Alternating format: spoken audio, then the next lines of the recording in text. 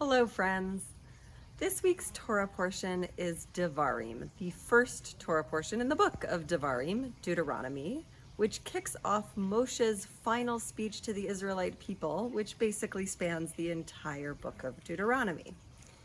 Now, the first thing that he reminds the people of as he's describing their wanderings and recapping the lessons they've learned, the first national event is their failure to enter the promised land a generation ago, 40 years prior, back in Parashat Shlach.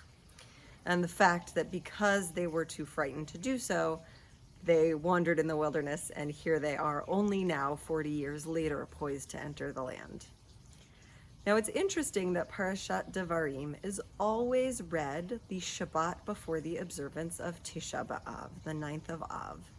Because in the Talmud, in Tractate Ta'anit, it says that one of the 5 calamities that befell the people on Tisha B'Av, way back in mythical memory, was the fact that that was the day that they refused to enter the land of Israel and were sentenced to wander for 40 years in the wilderness.